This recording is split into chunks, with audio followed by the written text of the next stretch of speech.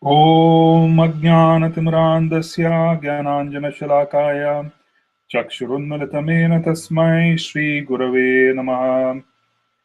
Namo Namo Aniruddhaya Hishikesha Indriyatmane Namah Paramahamsaya Purnaya Nivritatmane Swarga Pavargadvaraya Nityam Suchi Sade Namah Namah Hiranyaviryaya Chaturotraya Tantave. Hare Krishna, Krishna Krishna, Hare Hare, Hare Ram, Ram Ram, Hare Hare. Hare Krishna. So today we are concluding our discussion on Madhurya Kadambini. There was an introductory chapter, and then there were 8 showers of nectar. Madhurya, to remind ourselves, is nectar, and Kadambini is a cloud. It's a very intense cloud which rains and pours forth nectar. Right? Now, in the last chapter, we are talking about the 8th shower of nectar, which is Krishna Prema. In the previous session, we spoke on Bhava, and prior to that, there was Ashakti, which is attachment. Bhava is the initial or the beginning of Prema, which is loving emotions. And prior to that, we saw Ashakti, which is attachment. Prior to that, there was Ruchi, which is taste. And before that, there was Nishta or Nishtita Bhakti, which is steady devotional service. So fundamentally, starting from Nishta, devotional service is steady. So if our own devotional service sometimes is wonderful and sometimes it is not, then one has to understand that we are still in anartha nivritti, and we spoke about it. We spoke about different flavors of anarthas. But once nishta is attained or steadiness is attained, the blessings of Sri Guru and blessings of the Parampara fully manifest to the devotee in the form of deeper sambandha gyan or connections to the spiritual sky. As a first step in Nishta, we have spoken about this before, the devotee gets in touch with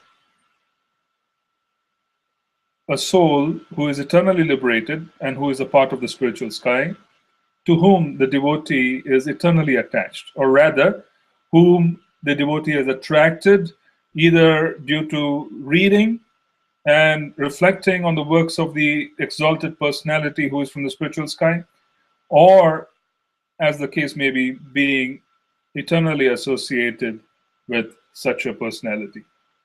And such personalities immediately start giving forth attention when they notice that all the anarthas have disappeared and the chanting has become offenseless. Right? Now there's a stage between offenseless chanting and pure chanting. Offenseless chanting begins in Nishta, and then you have pure chanting, which is Bhava and Prema. Shuddha Bhakti, Shuddha Nam. Shuddha Nam is Krishna Prema. So these are the different stages. So at the level of Nishta, one develops very deep attachment to the personality in the spiritual sky who is bestowing such special attention upon the devotee. There's a great deal of enthusiasm. This enthusiasm can be likened to our experiences when we were first coming in touch with, Krishna through the means of the spiritual master. So when a devotee comes in and becomes faithful, Adav Shraddha, and begins developing deeper faith, and the devotee is drawn to a practitioner who is a guru. Krishna attracts the devotee through the Siksha and Diksha connections. Krishna attracts through 2 different means. He attracts through the holy names. He attracts through Guru. So the attraction through Guru, both Siksha and Diksha, because initially it's all Shiksha. Diksha Guru has not happened yet. So the Siksha Gurus attract the soul and place them on the path of pure bhakti. And by giving them association, by giving them enthusiasm, by giving them, removing their obstacles in different ways. And then Similarly, when we come in touch with our Diksha Guru, or when we come in touch with our spiritual master, at that point, one develops an intense affection for the spiritual master, and that affection can be likened to a situation where the spiritual master's presence becomes even more important than the presence of Krishna. Similar situation occurs when there is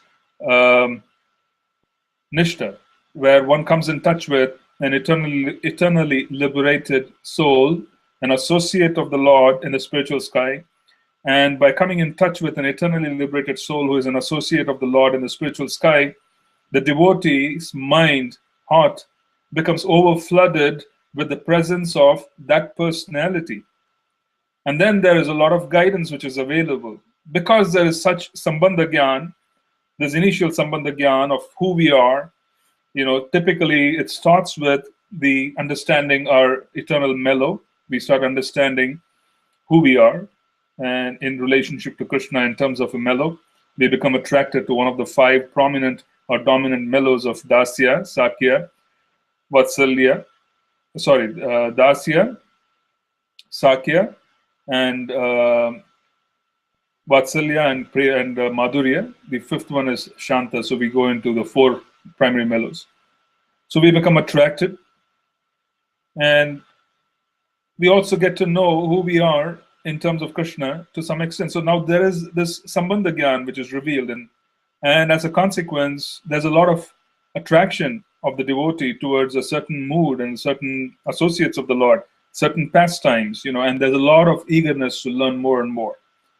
And as that eagerness is combined with very steady service and chanting, which is the symptom of Nishta, consistency is the game. In other words, it cannot be that you have an experience which disappears, and then after some time, you might see it, might not see it. That is not Nishta. Nishta is where the experiences become more and more consistent. It becomes more and more consistent. There's a certain condensation of one's mellow. Then there is also, clear knowledge of, to a large part, one is attracted to an eternally liberated associate of the Lord. And then there's steady practice, which means there's steady hearing. One is able to sit through and hear. And hearing is not normal. The person is able to absorb, develop realizations, deep ones. They are able to read without disturbance. They are able to chant without disturbance. Now the mind is not assailed or assaulted by the senses. The senses have calmed down. The mind has calmed down. The anarthas have gone. The consciousness is at the very high level of mode of goodness. And the devotee who is at the peak, almost wanting to take off because he's at a very high level, is now very steady because there are no obstacles, there are no impediments. Every day's chanting contributes immensely. Every day's reading contributes immensely. Right? One is able to cover and understand and absorb, and they're eager, more and more eager. Now there's a lot of laulyam because one has acquired information. It's almost like someone has woken up from amnesia, and now there are certain clues which are manifesting themselves, and the person wakes up to such clues and starts moving towards wanting to uncover their eternal identity.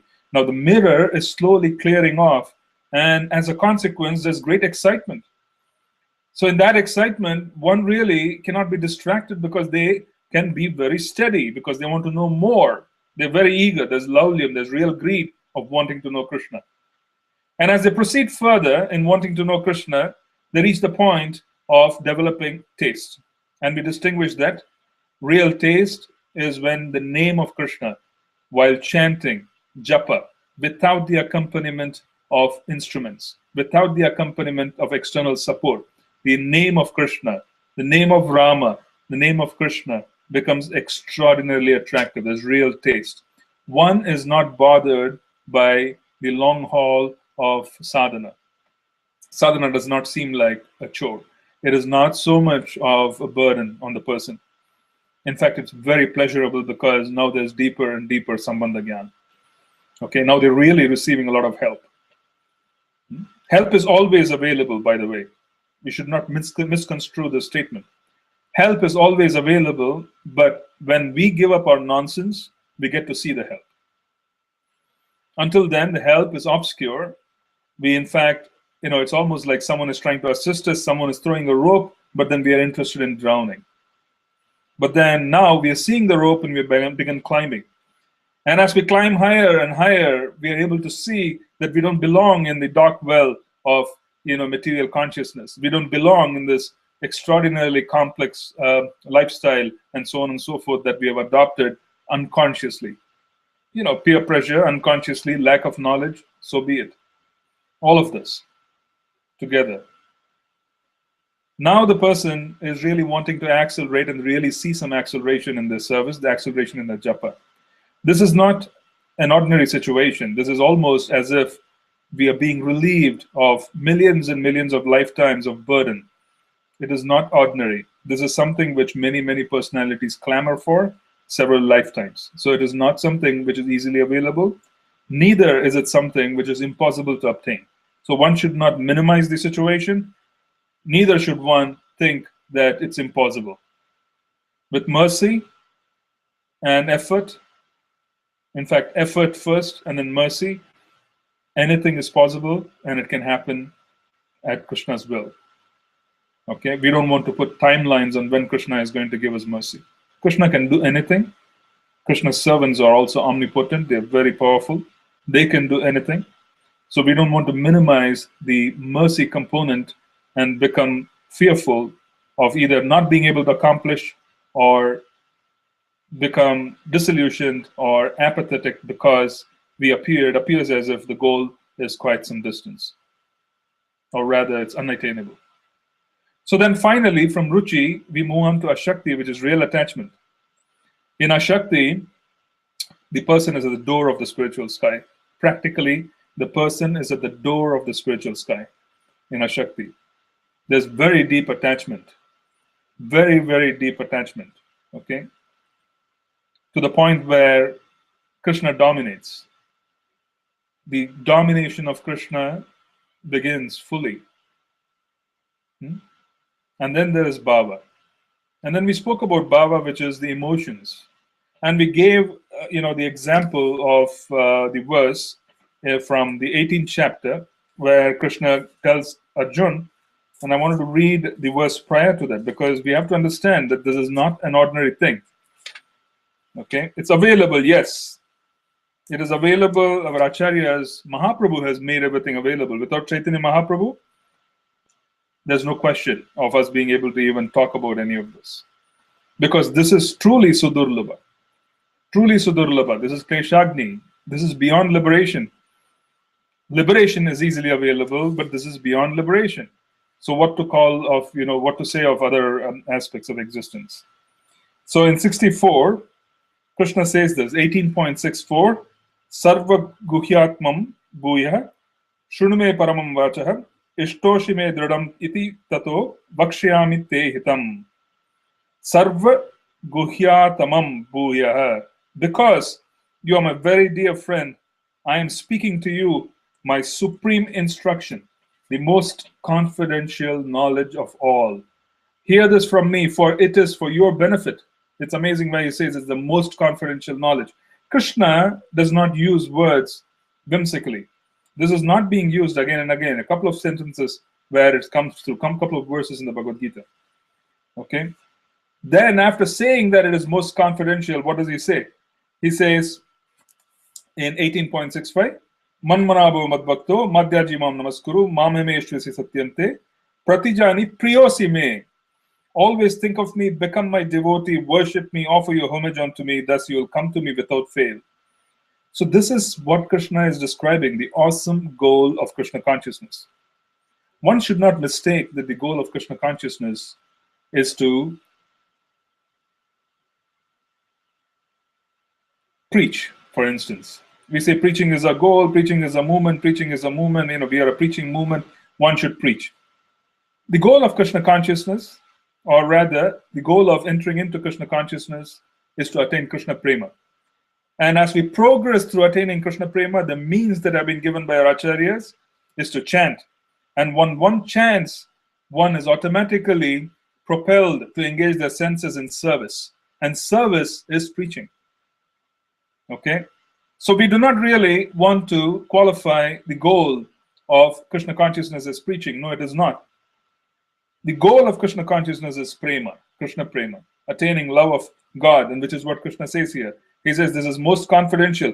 He says, always think of me, become my devotee, worship me.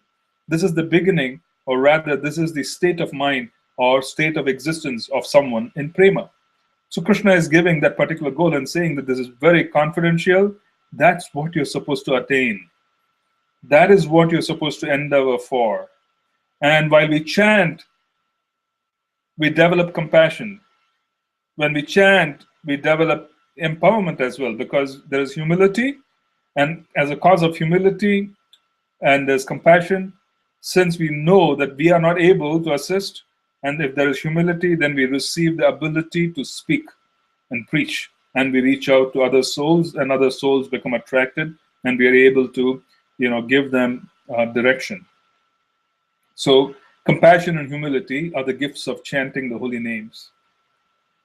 However, preaching in itself is not the goal of Krishna consciousness.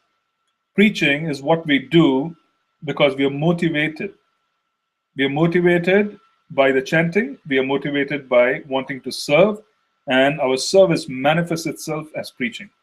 The goal of Krishna consciousness is Krishna prema. One should remember that. And once one attains Krishna prema, then one becomes even more available for the lordships to use.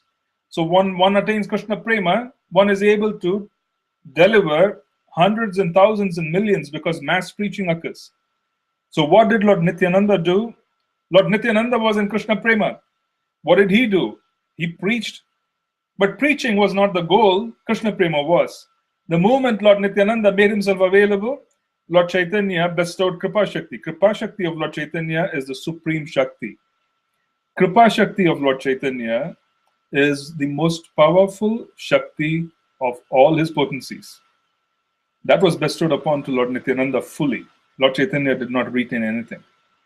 He just gave Lord Nityananda that particular potency bestowed upon him. And Lord Nityananda, who was in prema, was able to exert maximum value and be able to provide for the whole planet by infusing everybody whom he met with Krishna consciousness. So one has to understand that that is the goal, and that goal is being spoken of in the 18th chapter in 18.64 and then 6.5 eventually. And then in 6.6, Krishna definitely says, Sarva Dharman Parityajya Mam Ekam Sharanam Vraja Aham Tvam Sarva Papebhyo Mokshayasmi Masuchaha. Krishna is giving encouragement that for you or for us to attain this particular position, we should surrender. And the process of surrender is such that there should be no fear, and we should execute our existence on this planet, understanding our eternal relationship. Okay? So now this is the particular goal which is being spoken of, and then we are in the final chapter of Madhurya Kadambini, where this is the final burst of nectar, right? And the final bestowing of mercy in form of Krishna prema, attaining Krishna prema. So let's talk a little bit about the condition of prema. The condition of prema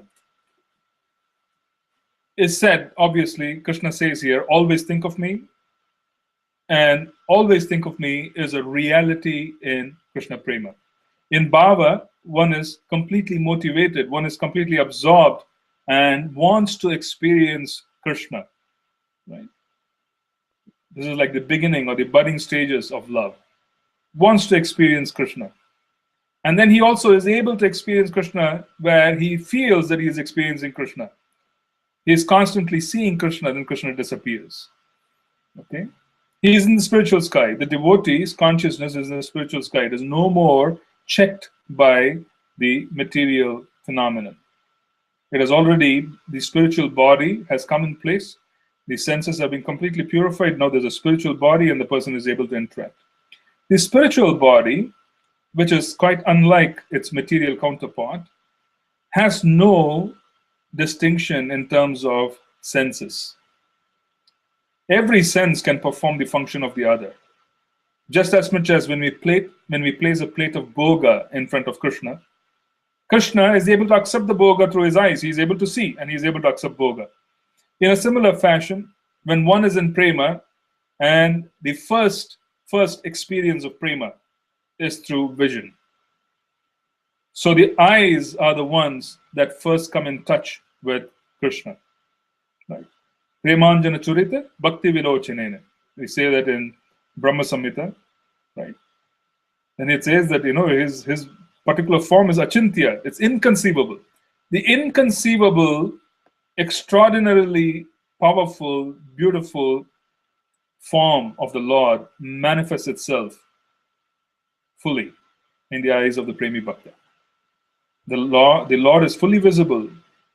When the Premi Bhakta is seeing the deity form, they are immediately able to appreciate the deity, because the deity reveals his original transcendental rupa.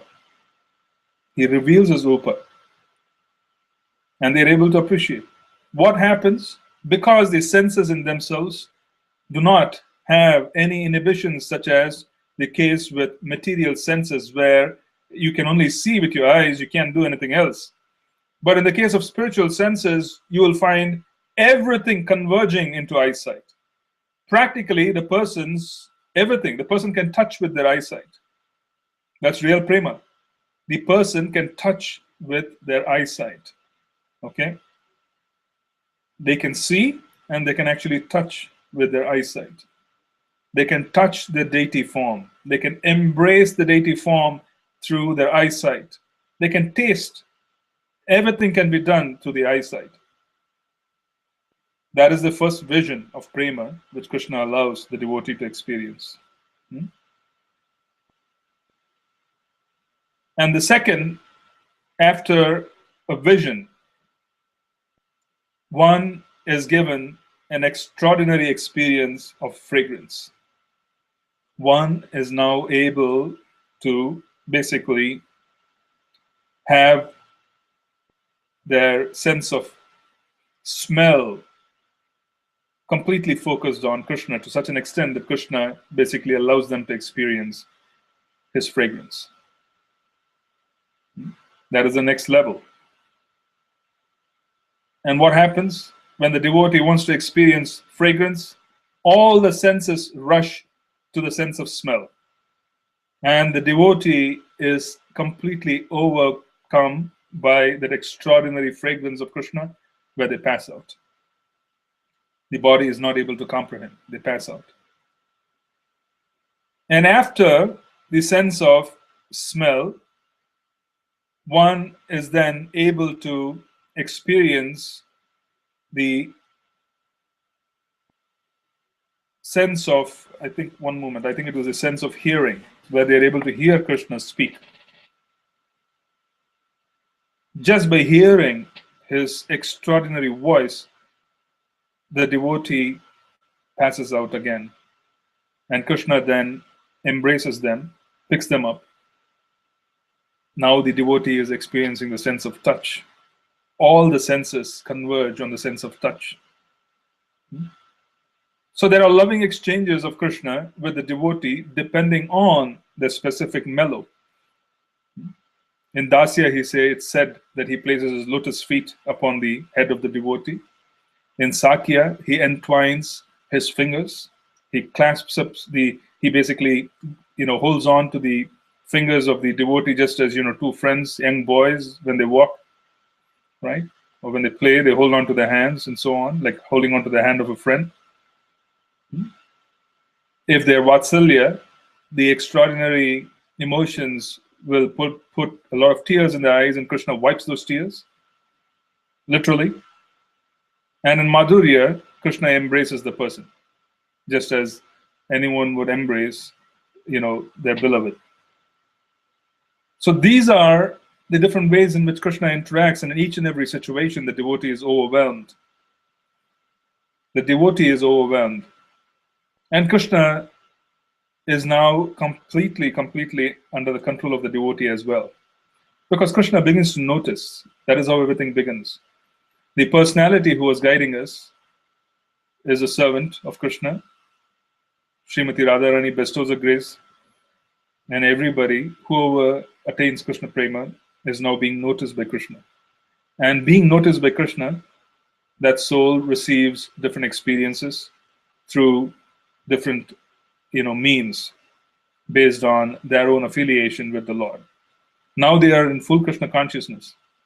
And it is quite maddening, and as a consequence, they become quite dysfunctional as far as the world is concerned. They become very dysfunctional. They cannot function in the world. Everything is gone. Their ability to function is gone.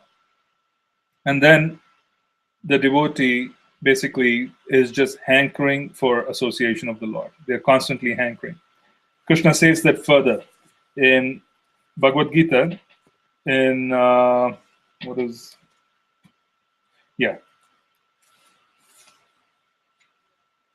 6:30, I think. Yes, one moment. I'm just getting to the verse.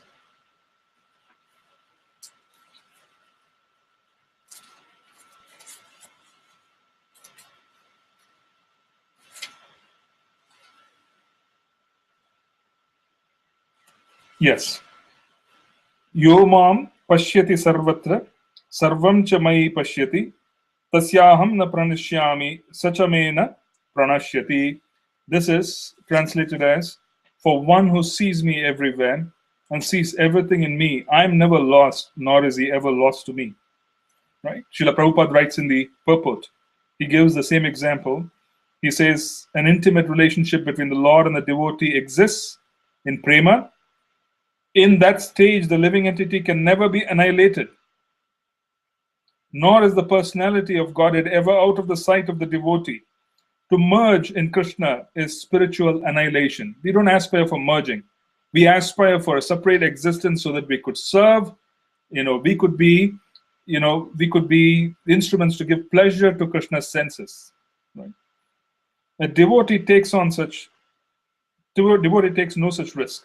We don't want that risk of merging. It's a hellish condition of not being able to have an existence of service to Krishna. So Brahma Samhita, Premanjana Churita, Bhakti Vilochanena, Shanta Sadaiva Hridayeshu Vilokyanti, Yam Shama Sundaram, Achintya Guna Swarupam. As we said before, Achintya Guna Swarupam, it's Achintya, inconceivable. Govindam Adi Purusham Tamaham Bhajami.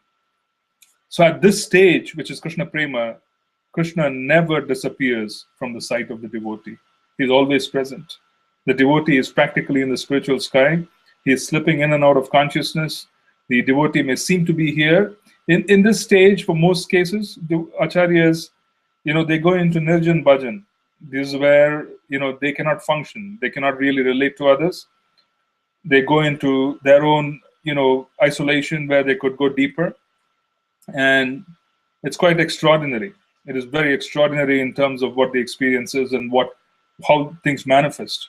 We were very fortunate that during the last few days of our Guru Maharaj, Srila Bhakti Tirtha Maharaj's presence on the planet, there were many of these descriptions which fully manifest in him in the last few days. Because he went into this isolation in the last few days before his passing.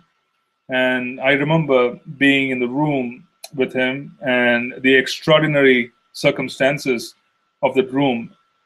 And one day, I remember sitting with everybody, and he just came in the wheelchair. There were other devotees in his room, and this was like, I think 10 days or so before his leaving, before he was completely incapacitated. All in a sudden, he turned and he looked at me, and he began smiling.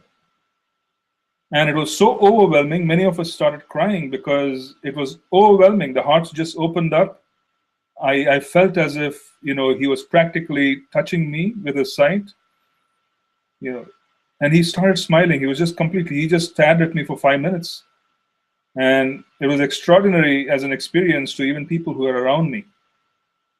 And I remember that. And I could relate to this when it is said that those in prema, they can touch with their eyes. And I could practically experience, his touch, his compassion, and his love and his affection. And just by seeing, because at that time he was so weak, he couldn't speak, but he had such a beautiful, powerful smile, and he just stared, and it was just fascinating. It was just amazing. And I landed up there quite by accident because, I can't sing. And then some devotee, while I was in Gitanagari, just passed by and told me, you know, why don't you go there and sit in the Institute House and you could listen to Kirtan? I didn't know that he was practically telling me to go and do Kirtan for Guru Maharaj, who is in deep meditation in his room. And, my Kirtan, no, that would be quite disturbing to him. So I was very afraid of what this was all, because all of a sudden there were a few Prabhupada disciples who were doing Kirtan. And then they said, Prabhu, you take over. And I said, no, I'm not here for that. I just came here because someone asked me to come. And then that was the extraordinary experience. It was almost as if Krishna and Guru Maharaj himself, just arranged for me to be there so that I could have this very extraordinary mercy, this experience of someone being in prema and being in their presence, which is in itself, is an amazing experience because it puts so many things into perspective. There's no confusion if you come in touch with such personalities. Anyways, what I wanted to say was that this is real. These stages are real.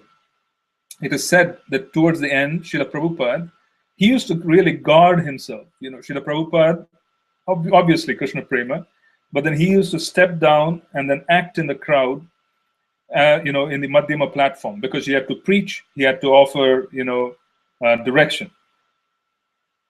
And as a consequence, toward the end, he did not really see any reason for him to hold back. When I'm saying toward the end, he stopped eating, he stopped drinking for almost a month before Srila Prabhupada. My Guru Maharaj as well, he stopped. And Srila Prabhupada never held back. He started, there used to be constant tears streaming from Prabhupada's eyes. Constant. Especially when devotees used to, I think, towards the end, even when he was traveling, when he used to stand in front of the deities, he never used to contain himself. It used to pour forth tears. Srila Prabhupada never contained himself toward the end. Toward the beginning, yes, but then toward the end, when one has to really go back, it is important for them to get into that particular situation. They can't really be too engaging with the outside world because it's a distraction. Everything is a distraction. Right? So what I'm saying is that what we are reading about here is it's not fiction. It is not something which is unattainable. It is a process. If it is sincerely carried out, we will all have the opportunity to experience what our predecessor acharyas have given us. If not, it's meaningless to simply say that only Srila Prabhupada could have experienced it.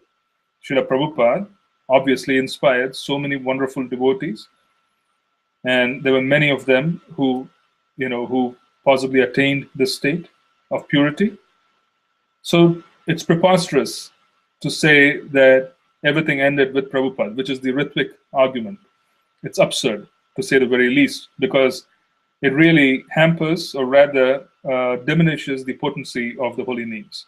To simply say that Srila Prabhupada is the only pure devotee. No, it's not true. Srila Prabhupada was pure. There were many other advanced devotees. And the potency of the holy names is such that there would be even more opportunities. In other words, every one of us is a candidate because we have received all that we need for us to be able to move forward. To think that this is not attainable would also be a shame. It is very much attainable. And if one were to focus and one were to really say that I'm ready and you can do whatever you want to me, but I really want to experience this, Krishna will make arrangements. He will come forward. Okay? But you should really mean it. You should really mean from within that he can practically do anything to give himself to you. In other words, we have to hand over our life. We have to submit ourselves, and which is what Krishna says, Sarva Dharman Parityaja Mamekam Sharanam Vraja. He's practically saying that we are inept, we are inefficient in being able to focus and set proper goals. Because we have so many different distractions and attractions and attachments and so on and so forth, it is necessary for us to say that I can't manage, I want you to manage. Krishna, take over. Please come and manage my life. And we submit ourselves to him, and which is what he says. He says, Masuchaha, He says, do not worry, I have the full capacity to be able to take charge of your life and give you exactly what you need, not what you want. Because I know what you need, you only know what you want. You see, the difficulty is that we have to take this step and we have to mean it. That takes practice. It has to be done every day. So when we do it on a daily basis, when we make prayers, then Krishna makes arrangements where he removes the obstacles. Some people, wealth is an obstacle. Some people, health is an obstacle. Some people, relationships are an obstacle. We don't know what we need, honestly, for us to be able to move forward as a catalyst. Krishna makes those arrangements. While all of these problems are practical obstacles for us to be able to reach the platform of Nishta. In other words, Anartha Nivritti is for us to be able to navigate and not become distracted by the good and the bad. If you recall from the previous classes, we also said that even pious activities can be a distraction. So both good and bad can distract us. That's Anartha. So that distraction does not allow us to build critical mass. It does not allow us to really have momentum in our practice. But one attains momentum, then at Nishta, then the process takes over. And one becomes very eager and has to have association of those who are eager. They have to have association of those who are eager as well. Because that eagerness is infectious. It's contagious in one sense. So one is then able to make steady progress and they reach the goal. So we don't want to really give up or give in based on what we have experienced in the past. If we resolve tonight and make prayers to Srila Prabhupada, wanting to submit ourselves, and we make the statement saying he can do anything he wants because we are wanting to attain this goal, then Srila Prabhupada will make all the arrangements, and henceforth we simply accept everything that happens as mercy and that which has manifested itself. And what does it mean? It means that we become steady and we ensure that we are able to move forward. If we do not have proper goals in place, one has a tendency to give up Krishna consciousness when they are assaulted by material senses. Both good and bad can take away the beat back, right? I don't know if there's rhymes, but unfortunately, I think it does. It can. One that tends to basically keep the beat bag away, they stop chanting when they're challenged. Opposite is true. When they're in Nishta, one becomes steady. So first, determination is required, and once one has determination and understands that this is very rare, it's not available, it is a great good fortune that we have even come in touch with the movement of Lord Chaitanya. It's a great good fortune, and we leave no stone unturned. You see, then it is fantastic. One is able to move forward, they're able to accelerate. Right? So Krishna Prema is our goal. Please remember that. There's no other goal in Krishna consciousness. Attaining Prema, the love of Godhead, is the goal of Krishna consciousness. Chanting is the means, and it is also the end. One experiences all stages, all 8 stages to the process of chanting. So chanting is the means, and it is also the end. It is the sadhana, it is the sadhya, both. It's incredible, because the holy names are non-different. And the holy names themselves are, they are residents of the spiritual realm. They don't belong here. They're descending. Krishna Prema is a resident of the spiritual sky. Golokir Premadan. It is actually the wealth of Goloka. It has to descend. It cannot descend into our lives with the qualities that are simply a part of this world. It can descend when we are out of this world. As a consequence, we go from Anartha Nivritti to Nishta to Ruchi to Ashakti to Bhava. And then Prema descends. In Bhava, we are out. So we are given the gift of Krishna Prema. It doesn't mean one has to leave the body. They can experience everything while being in this body, which is not a concession, by the way. It's a headache. It is a headache. Why? Because the body has its own, temperamental situations. We are still in this body. We are supposed to function. We are supposed to do this, do that, everything else to maintain the body, to maintain the connections. So it's not such a wonderful thing. But the point is that one is fully liberated and begins experiencing all of this while being in this body, which is the gift of the holy names, which is the gift of our process. Okay, I'm going to stop right here, and I'm going to take questions for the following week onwards, which is Monday through Thursday. Thursday we're going to maintain the same sessions. I'm going to start Sikshashtakam prayers, the 8 verses which describe the 8 stages. Madhurya Kadambini, we had 8 showers. Sikshashtakam is the same, 8 verses. Now we're going to go through 8 verses, and we want to see what Lord Chaitanya is saying in those 8 verses. Now we have an understanding of what those 8 stages are. We will now be able to take a look at Sikshashtakam to better understand how everything fits into context with our discussions on Harinam Chintamani and Madhurya Kadambini. Sikshashtakam would be next, and we will do that perhaps for 8 weeks. Okay.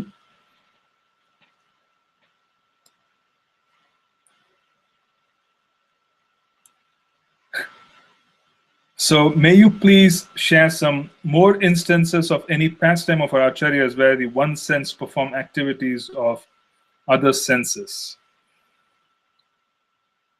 Pastimes of our acharyas where one sense performs the activities of other senses. I'm just trying to think. It's easier to talk about this particular instance with Krishna. See? Krishna glances, because Krishna consciousness is all about attaining the same qualitative equalness with Krishna. Quantitatively, we remain his servants. We remain minuscule. We are in the background serving him. Qualitatively, we attain the potency of Krishna consciousness.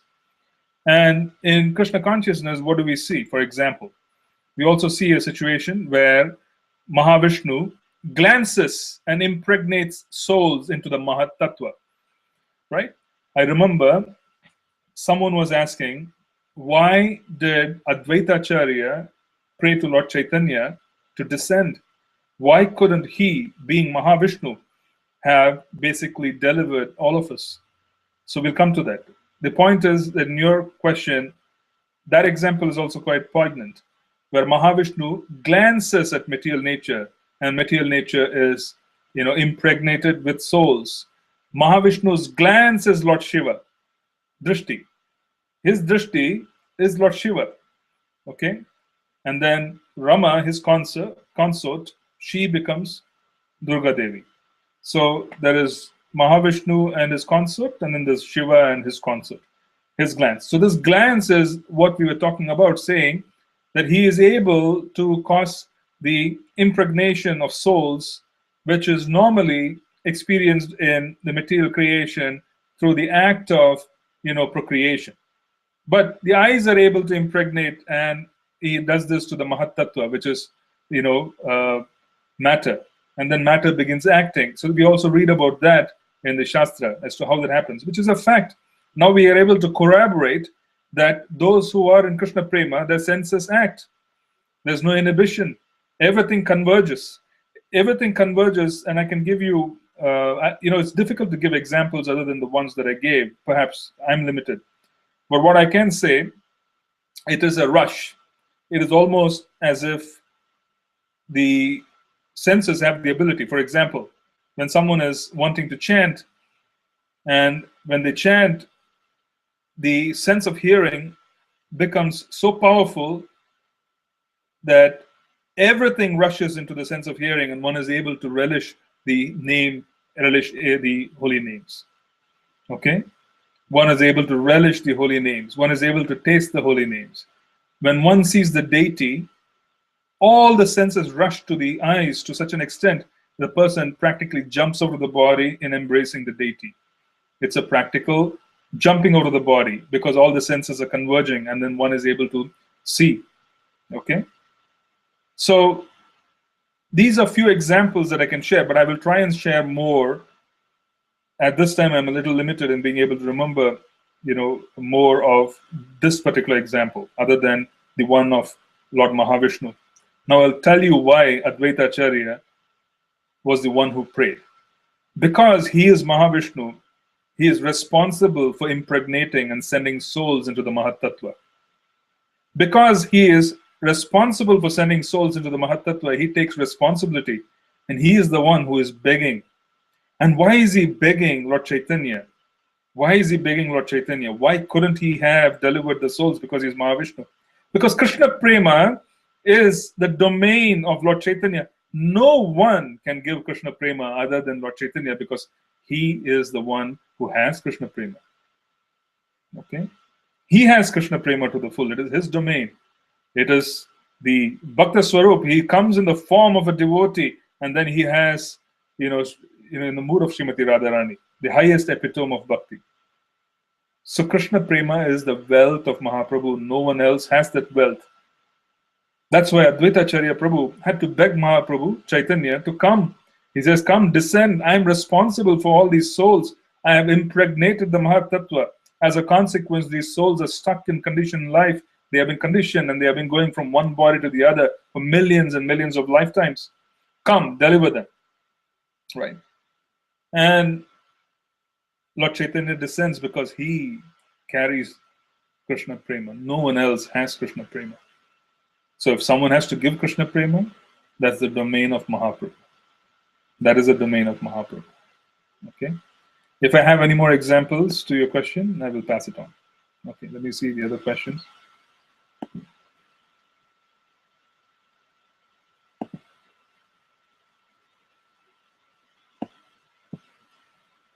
Bhakti means devotion. Vrindavan Das Thakur says, if a person commits an offense at the lotus feet of a Vaishnava, even though he may have received Krishna's mercy, he will never attain divine love, prema.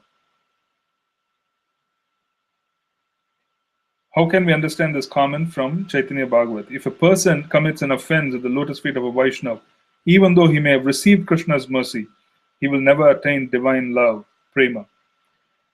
Well, this is a situation where it means that the person will never attain Krishna Prema in that particular lifetime. It does not quite mean that the person is obscured and prevented. Sometimes the offenses are so severe that the soul, even though coming in touch with the lotus feet of Lord Chaitanya, may have to re-enter animal life because of grievous offenses to the Vaishnavas. And because they have to re-enter animal lives, they have to go through the cycle, which means that they have to go through that particular cycle. And what are the guarantees that Lord Chaitanya will appear while they come and take on a human form? What are the guarantees that they would come in touch with Krishna? Will come in touch with devotees. What are the guarantees that they will have the ability to chant? So there are so many question marks that come up if one misses an opportunity, that one can even make the statement which is there in Chaitanya Bhagavat, saying that even though he may have received Krishna's mercy, which is kripa, right? Ado Shraddha, he will never attain divine love. Or rather, he may never attain divine love in this lifetime, and it may take several lifetimes. It becomes very questionable because of the complexity of the situation. Doesn't aparad take away all mercy? Aparad does take away all mercy. Aparad does take away all mercy. But here the context is that they have received mercy. What is mercy? Mercy is our ability to understand who are Vaishnavas. A Vaishnava is one whose Swarup Lakshana is complete dependence on Krishna. So a Vaishnava whose Swarup Lakshana is complete dependence of Krishna is not recognized by the person who is committing offenses. As a consequence, their first step is where they even do not know and give up the association of empowered devotees because they cannot recognize them. That is mercy. Losing taste in chanting is mercy being taken away. Losing taste in association is mercy being taken away. Losing taste in reading is mercy being taken away. So aparad, yes, it does choke the creeper of bhakti. It does. So Krishna's mercy, which is originally given, is being taken away. All of this is mercy. It gets taken away. The person could think that they are right in the midst of Vaishnavas, but yet make no progress. They could chant the holy names, but to be completely dry because they are disconnected from their chanting. They could be reading the Srimad Bhagavatam, but they could not be understanding, or they could be committing offenses in misconstruing tattva. All of this is mercy, and the person is in touch with mercy, but yet is not able to take advantage of mercy. So one apparently can be given mercy, but cannot take advantage because they have basically hurt the creeper and put the axe on the very source of mercy, which is the Bhagavat, or rather the person, the devotee who is completely dependent on Krishna. Some of us believe that Sri Krishna, since Krishna is, as Paramatma, is present in the heart, there is no need to actively ask Krishna for help. He knows what we need, what can be conveyed to such individuals, because a crying child gets the milk. Okay. Some of us believe that Krishna as Paramatma is in the heart. Well, it is basically, the fact is that the intensity of our desire has to reach a point where we are crying out. That is the expectation. We are crying out. Krishna sees that. How sincere is our external action of crying out? That is understood by the Paramatma who is within the heart. And the Paramatma is facilitating those desires. So even if there is a desire to become sincere, and there's a desire for us to be able to cry out, it is being facilitated by the Paramatma. So the facilitation is being done by the Lord. So unless there is external action, which is effort of wanting to experience the particular sentiment and the emotion of wanting to cry out, I'm very eager, I'm very grateful for what has been given to me, but I'm very eager to experience more. Okay? That particular situation is what is going to get attention. This is also true of going from Anatta Nivritti, coming in touch with the Ragatmika Bhakta and the spiritual sky, and all of that requires that one becomes very eager. It is eagerness which is going to go to the next level. It's enthusiasm which is going to go to the next level. This is not enthusiasm as in you cannot pretend. There's no pretense here. It is there or it's not there. If it is not there, one cries out that it is not there.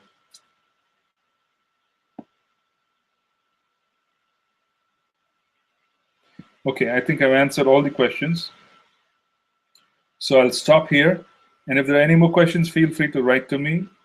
And I will reply. I may not reply immediately. I'm a bit overwhelmed. I have marked the questions that some of you have sent, and I will reply shortly.